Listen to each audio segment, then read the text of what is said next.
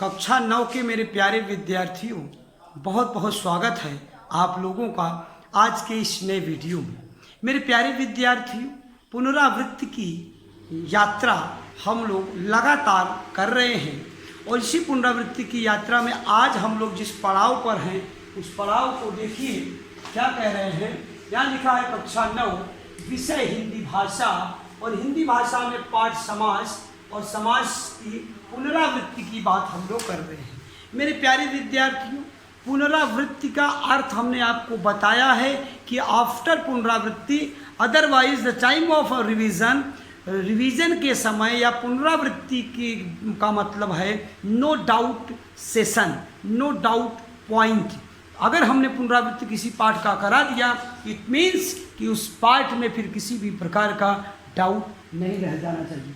सबसे पहले तो मैं आप लोगों को यह निर्देशित करता हूँ, आदेशित करता हूँ कि आप लगातार जिस तरह से वीडियो देखने के बाद अपना नाम, क्लास और सेक्शन कमेंट बॉक्स में लिख रहे हैं, ये कार्य आप लगातार करते रहिए इसी तरह से। कारण ये है कि हमारे द्वारा किए गए परिश्रम का पूरा लाभ हमारे प्यारे विद्यार्थी ले रहे हैं कि नहीं ले रहे हैं, इस बात को जानने समझने का एकमात्र माध्यम क्या है जानते हैं?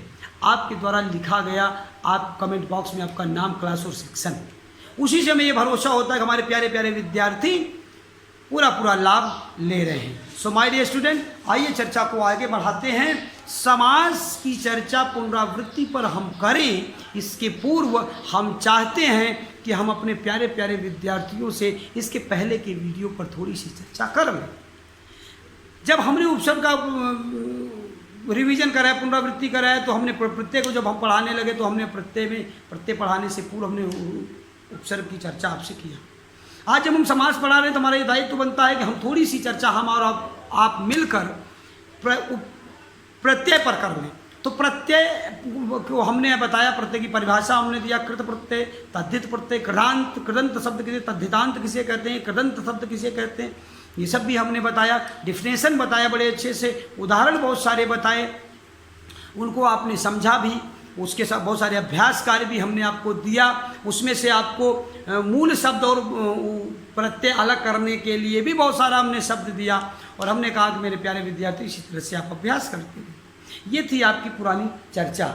आज हम लोग समास की चर्चा रिवीजन के लिए यहाँ पर उपस्थित हैं। समास का सबसे पहले जो आपसे पूछा जाता है पहला क्वेश्चन, वो आपसे केवल ये पूछा जाता है कि बताइए कि समास का अर्थ क्या होता है। व्हाट इज, इंग्लिश में इसको कंपाउंड कहते हैं, पहले तो ये समझ लीजिए, COMPOUND कंपाउंड। तो compound, what is the meaning of compound? Firstly I want to talk about the what the meaning of compound. So my dear student, उत्तर क्या है? अर्थ की बात करें, क्या कहेंगे? समास। बोले समास है, अगर ये समास है तो समास बराबर क्या है? बोले समास बराबर है संक्षिप्त। बोले क्या है? बोले संक्षिप्त है। समास का अर्थ क्या है? समास का अर्थ है संक्षिप्त। मेरे प्यारे विद्यार्थियों, समास का अर्थ संक्षिप्त है। संक्षिप्त को आप शॉर्टकट कहिए, कुछ भी कहिए, आप समझने की कोशिश करिए संक्षिप्त। अब प्रश्न ये उठता है, यहाँ पर संक्षिप्त कहने से नहीं जान छूटने वाले, थोड़ा सा प्यारे विद्यार्थियों आपको और जानना पड़ेगा कि किस चीज़ का संक्षिप्त है, किस चीज़ का शॉर्टकट है, ये आपको बताना है। क्या आप कहेंगे कि शब्दों का संक्षिप्त, शब्दों का संक्षिप्तीकरण है समास। शब्दों का संक्षिप्तीकरण, संक्षिप्तीकरण है क्या समास? शब्दों का संक्षिप्तीकरण है समास। इस बात को आपको समझना पड़ेगा। कैसे समझेंगे? जब हम आपको संधि कभी पढ़ाएंगे या कभी पढ़ाए होंगे या आप कभी पढ़े होंगे, वहाँ कहा जाता है कि परस्पर संबंध रखने वाले दो वर्णों के आपसी मेल के बाद जो नया शब्द या नया विकार उत्पन्न होता है वो संधि होती है। तो वर्ण की बात करते हैं, वर्ण का संक्षिप्तीकरण होता है कहाँ? संधि में। और समास में संक्षिप्तीकरण होता है किसका? शब्दों का। शब्द क्या है और वर्ण में अंतर क्या है? वर्णों के सार्थक समूह को शब्द कहते हैं, जबकि भाषा की सबसे छोटी इकाई को वर्ण कहते हैं। एक शब्द में कई वर्ण हो सकते हैं, लेकिन एक वर्ण से एक शब्द नहीं बन सकता मेरे प्यारे विद्यार्थियों। यही है डिफरेंट वर्ण और शब्द का, कि एक शब्द में कई वर्ण हो सकते हैं लेकिन एक वर्ण में कोई शब्द नहीं बन सकता। और बन भी गया तो उसका सार्थक अर्थ बनना चाहिए। इस बात की चर्चा हम यहाँ कर रहे हैं, शब्दों का संक्षिप्त कर रहे हैं। समास ये है आपका अर्थ। अब हम बात जो अगली करेंगे वो करेंगे परिभाषा। किसकी परिभाषा? समास की परिभाषा। देखिए, अब ग्रामेटिकल बातें करें, अगर हम पाठ्य पुस्तक की बात करें, नोट कॉपी की बात करें, हमने सब कुछ आपको मटेरियल दे दिया है। समास पर कम से कम 6 से 7 वीडियो यूट्यूब चैनल पर आपके उपलब्ध है। आप वहां जाकर बार बार समास को देख लीजिए, कोई डाउट नहीं रह जाएगा। आज जो चर्चा हम करेंगे वो किताबों से इतर चर्चा होगी मेरे प्यारे विद्यार्थी। किताब से कोई मतलब नहीं, आप किताब में पढ़ना होगा। मैं आपको प्रश्न संख्या देख के बता सकता हूँ। प्रश्न संख्या 69 एंड 71 पर आप समास की चर्चा देख सकते हैं अपनी पाठ्य पुस्तक में। आज हम पाठ्य पुस्तक की चर्चा न करके स्वयं अपने ही ज्ञान की चर्चा यहाँ करेंगे। आप विद्यार्थियों को जो आता है हम उसी की चर्चा करें। हम आपकी ही बात आपको समझाने की कोशिश कर रहे हैं, समझने की कोशिश करिए। यहाँ कह रहे हैं परस्पर संबंध रखने वाले। क्या करने वाले? परस्पर संबंध रखने वाले दो या दो से, दो भी हो सकते हैं, दो से अधिक भी हो सकते हैं, दो या दो से अधिक, दो या दो से अधिक शब्दों के मेल से बने हुए नए शब्द को समास कहते हैं। अब ये समास कहते हैं, वो कह रहे हैं कि बने हुए, जबकि नहीं, तथा करिए, तथा बने हुए, नए बने हुए, मतलब जो नया शब्द बनेगा आपस में संबंध रखने वाले शब्दों के मेल से, तो बने तथा बने हुए शब्द को सामासिक पद कहते हैं। ये बात है कि जो शब्द दो या दो से अधिक शब्दों, जो आपसे आपस में नज़दीकी संबंध रखने वाले जो दो या दो से अधिक शब्द थे, उनको जब मिलाया एक नया जो शब्द बना, वो वही हुआ समास। और उस बने हुए नए शब्द को क्या कहते हैं? सामासिक पद कहते हैं। क्या कहते हैं? सामासिक पद कहते हैं। अब आप बात को समझने की कोशिश करें। इस सामासिक पद को याद लिख लीजिए, जबकि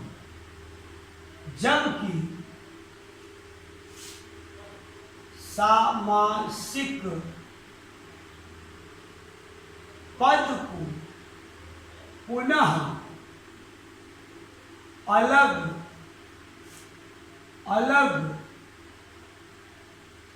करने की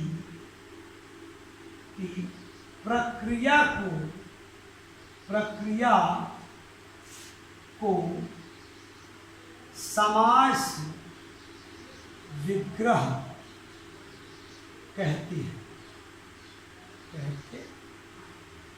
यह है समास विग्रह।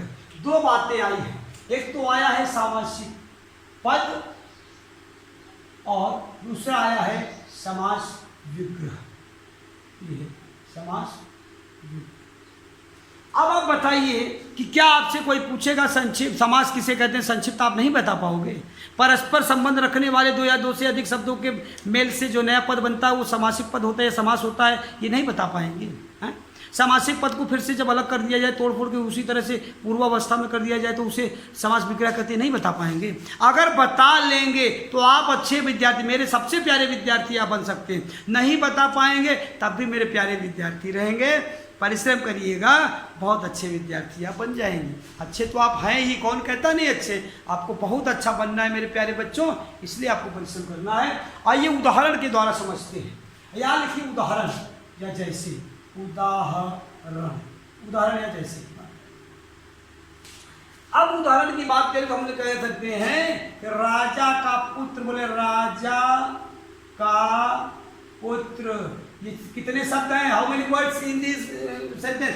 1 2 3। राजा का पुत्र 3 शब्द हैं और ये बराबर हो जाएगा राजपुत्र।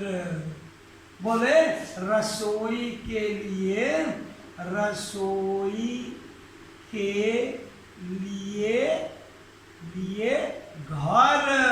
अब बराबर बताओ क्या होगा? 1 2 3 और ये 4 शब्द हैं और ये हो जाएगा रसोई घर। आप देख सकते हैं मैंने जो बात बताई परिभाषा में वही बात आपके सामने आई।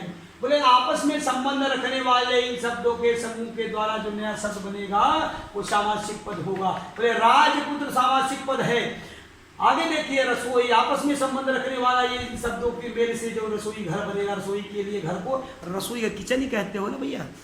The place of making the food, the रसोई आप किचन कहते हो, बस किचन बोलो, रसोई घर बोलो। रसोई घर बोले मतलब रसोई के लिए जो घर है उसी को रसोई घर कहेंगे।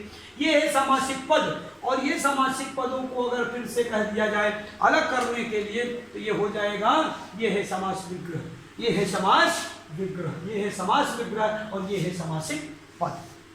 अब आप समास विग्रह और समासिक पद में अंतर समझ गए होंगे। एक इस यहाँ से हम आगे बढ़ें, इसके पूर्व हम आपको यहीं पर इस स्टेप पर बता देना चाहते हैं विच टाइप ऑफ क्वेश्चंस और कमिंग इन द एग्जामिनेशन। ज़्यादातर परीक्षाओं में समाज से संबंधित जो प्रश्न पूछे जाते हैं वो 2 तरह से पूछे जाते हैं। विद्यार्थियों 2 तरह से क्वेश्चन पूछे जाते हैं। पहला तरीका क्या होता है? तो प्रश्न पूछने का जो तरीका होता है, जो 2 तरीके होते हैं। पहला तरीका ये होता है कि आपको इसी तरह के सामासिक पद दे देगा, इस तरह के राजपुत्र, रसोई घर, त्रिवेणी, त्रिफला, नवरात्रि, भाई बहन, दिन रात, दशानन, पीताम्बर, इस तरह के बहुत सारे सामासिक पद दे देगा और कहेगा कि इन सामासिक पदों का समास विग्रह कीजिए और समास का नाम भी बताइए। ये पहला देगा। दूसरा क्या देगा? आपको दे देगा कि आपसे सामासिक पदों को दिया रहेगा और कहेगा समास का नाम बताइए, केवल इतना ही पूछ लेगा। दूसरे में कहेगा विग्रह करके नाम बताइए, ये भी पूछ लेगा। तो हर तरह से आपको इस बात को जानते रहना है। इस स्टेप को पूरा करने के बाद अब हमारी जो चर्चा आगे बढ़ सकती है, समास में जो हमें आगे बढ़ना चाहिए वो ये जानना चाहिए कि समास के भेद की चर्चा हो। इसकी चर्चा होनी चाहिए, समास के भेद की चर्चा। अब समास के भेद में आपको कंफ्यूज होने की जरूरत नहीं। देखिए मूलतः तो समास के जो भेद वो 4 ही हैं। कर्मधारय समास और द्विगु समास को तत्पुरुष का ही एक विशेष भाग माना जाता है, द्विगु और कर्मधारय को। लेकिन अगर जनरली देखा जाए तो समास के कुल कितने भेद? 6 भेद। आइए देखते हैं क्रमशः कौन से। नंबर एक की बात करेंगे। नंबर 1 की बात करता है तत्पुरुष समास। कौन है? तत्पुरुष समास। यह है आपका पहला है। नंबर 2 की बात अगर करें, दूसरा कौन है? तो दूसरा है अव्ययी भाव समास। कौन है? अव्ययी भाव समास। तीसरा जो बात होती है हम लोगों की, तीसरे समास की बात, तो हम करते हैं कर्मधारय समास। कर्मधारय समास। चौथे समास की जो बात होती है, ये चौथा जो समास हमारा है, चौथे समास की बात करेंगे तो चौथा कहता है द्विगु समास। द्विगु समास। 5वें समास की मेरे प्यारे बच्चों अगर हम बात करें तो 5वां समास कहता है द्वंद्व समास। द्वंद्व समास। द्वंद्व लिखने के 2 तरीके, मैं दोनों तरीका आपको बता दे रहा हूं। द्वंद्व ऐसे भी लिखा जाता है समास। छठे समास की अगर आपसे चर्चा करें तो छठा समास हमारा कौन सा है? ये देख लीजिए, ये है आपका छठा समास और इसको कहते हैं बहुव्रीहि समास। बहुव्रीहि समास। ये है आपके 6 के 6 समास। अब यहाँ हम जो सबसे पहले हमारी चर्चा होगी वो होगी किस पर? तत्पुरुष समास। और तत्पुरुष समास के ये जो 2 उपभेद हैं, कौन कौन से? कर्मधारय और उद्विग्न समास। क्यों इसको भेद कहते हैं? क्योंकि मिलते, सिमिलर है, सिमिलरिटी है इनमें। किस बात की सिमिलरिटी है? इसके जो है प्रथम पद प्रधान होता है। प्रथम पद प्रधान होने के कारण ये जो तत्पुरुष समास, इसी तरह से कर्मधारय और इसका भी, द्विग का भी प्रथम पद प्रधान होता है। इसी के आधार पर इसको तत्पुरुष समास के ही तो भेद मान लिए जाते हैं। लेकिन बेसिकली तत्पुरुष समास खुद ही 6 भेदों में बटा हुआ है। कैसे? समझ लीजिए।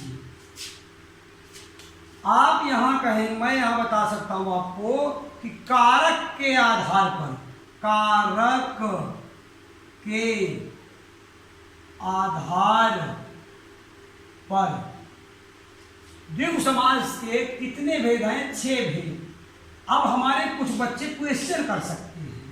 ये रिवीजन चल रहा है बेटा, समझ के चलिएगा। रिवीजन का मतलब कोई बात पॉइंट जो मैं बताऊँ आपको आता रहना चाहिए। मैं केवल बता भर रहा हूँ दोबारा फिर से, नहीं तो ये सब आपको आता है क्यों 6 भेद है, कैसे 6। आप बताओ, एक बच्चा यहाँ क्वेश्चन कर ले, अगर कोई छोटा सा बच्चा, प्यारा सा नन्हा सा क्लास 9 का बच्चा, कि साहब कारक के तो 8 भेद हैं, आप कह रहे हैं कि कारक के आधार पर तत्पुरुष समास के केवल 6 भेद हैं, तो इसका इलाज क्या है जानते हो? इसका इलाज ये है कि हाँ, सही बात है, कारक के 8 भेद होते हैं, लेकिन तत्पुरुष समास के 6 ही भेद हैं। कैसे कैसे? तत्पुरुष समास में ये जो कर्ता कारक है ना, पहला कारक कर्ता कारक और लास्ट है संबोधन कारक। तो संबोधन कारक और कर्ता कारक को हटा दीजिए, कट कर दीजिए, ऊपर से भी हटा दीजिए एक ठो और एक ठो नीचे से, याद करने के लिए ये तरीका है। अब जो बीच के बचे हुए 6 कारक हैं, उनके आधार पर तत्पुरुष समास के 6 भेद। जैसे मैं अगर दोनों ऊपर के एग्जाम्पल की बात करूं, तो ये दोनों ऊपर के जो एग्जाम्पल है वो तत्पुरुष समास का ही एग्जाम्पल हमने आपको समझाने की कोशिश किया है। अब समझिए, थोड़ा कारक आपको क्लियर हो जाएगा। कैसे? हमने कहा राजा का पुत्र, तो कारक में देखिए का कहाँ आता है? कर्ता ने कर्म को, कर्ता को हटा ही देना, बात ही नहीं करना। कर्म को करण से द्वारा संप्रदान के लिए अपादान से अलगाव, संबंध का के की नाने निराली, संबंध का के की। तो कौन सा तत्पुरुष है? आप कह सकते हैं कि यहाँ पर संबंध तत्पुरुष। बोलो कौन सा तत्पुरुष? संबंध तत्पुरुष है यहाँ। आप अगर कहें कि रसोई के लिए, बोले रसोई घर में कौन सा तत्पुरुष? तो बोले रसोई। तो फिर से देख लिए, कर्ता ने कर्म को कर्ण से द्वारा संप्रदान के लिए, संप्रदान के लिए, तो कौन सा तत्पुरुष? बोलो संप्रदान, संप्रदान तत्पुरुष, तत्पुरुष है यहाँ पर। प्यारे बच्चों, आशा करता हूँ मैं जिस भरोसे विश्वास के साथ परिश्रम कर रहा हूँ, उसका पूरा पूरा लाभ मेरे प्यारे प्यारे अच्छे अच्छे विद्यार्थी लेंगे। धोखेबाजी नहीं करना प्यारे विद्यार्थियों। कमेंट बॉक्स में नाम, क्लास और सेक्शन लिखते रहिएगा। ये रहा निकालने का तरीका कि तत्पुरुष समास। जैसे घोड़े पर सवार, बोले घुड़सवार, घुड़सवार का समास विग्रह करिए, बोले घोड़े पर सवार। अब क्या हो जाएगा? कर्ता ने कर्म को संकरण के द्वारा संप्रदान के लिए अपादान से अलगाओ, संबंध का के की नाने रारेरी, अधिकरण में पर, अधिकरण तत्पुरुष, घोड़े पर घुड़सवार में अधिकरण तत्पुरुष है।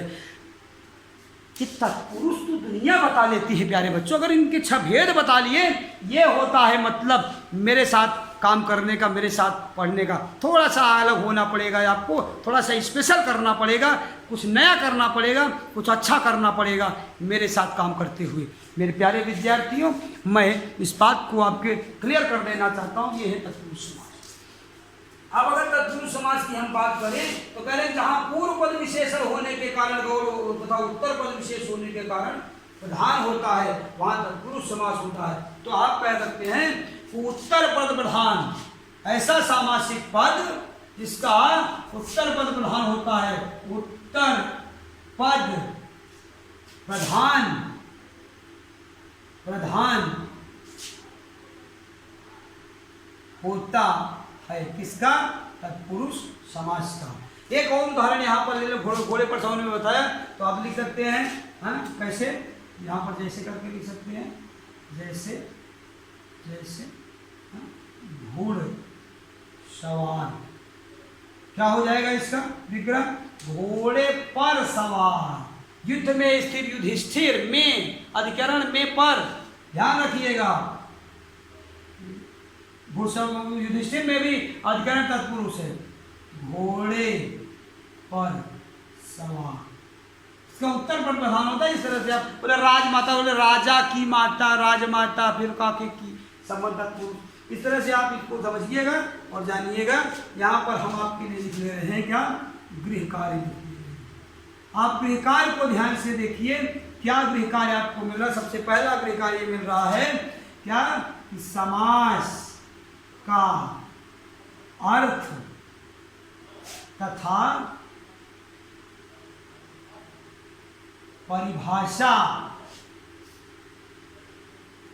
उदाहरण सहित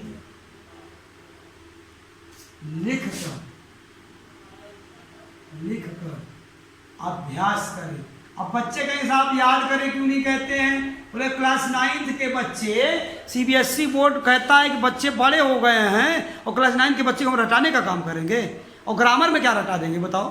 ग्रामर में केवल फार्मूले रटे जा सकते हैं, एग्जाम्पल्स नहीं रटे जाते। So my dear student, do practice, more and more practice. हाँ, लिखकर अभ्यास करें। दूसरा क्या कहता है, दूसरा जो गृह कार्य आपका है वो कह रहा है आपसे, क्या कह रहा है देखिए, वो कहेगा कि समास के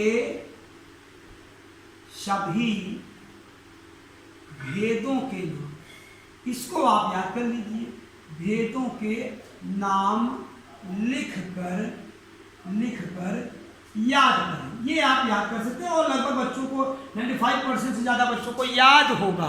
वही टीचर हैं हम जो 95, 96, 99 मार्क्स तक बच्चे लाते हैं हिंदी सब्जेक्ट में। लिटरेचर के नाम पर आपको डरने की ज़रूरत नहीं मेरे प्यारे बच्चों, बस परिश्रम करते चलिए, एक एक कदम हमारे साथ आप बढ़ाते चलिए, बस दुनिया में आपका नाम होने वाला है। आगे देखते हैं तीसरा, ये हमारी मजबूरी है, आपकी मजबूरी है कि आज हम और आप मीडिया के माध्यम से केवल यही एक साधन रह गया है मेरे प्यारे बच्चों। दुख है मुझे इस बात का, तकलीफ, ऐसा नहीं है, आप लोग देखने को नहीं मिलते हो। यही से आशा करता हूँ कि आप पूरा परिश्रम, मेरे परिश्रम का लाभ ले रहे होंगे। तीसरे गृह कार्य की बात करते हैं तो तीसरा गृह कार्य कहता है कि तत्पुरुष समास की परिभाषा, भेद तथा उदाहरण लिखकर अभ्यास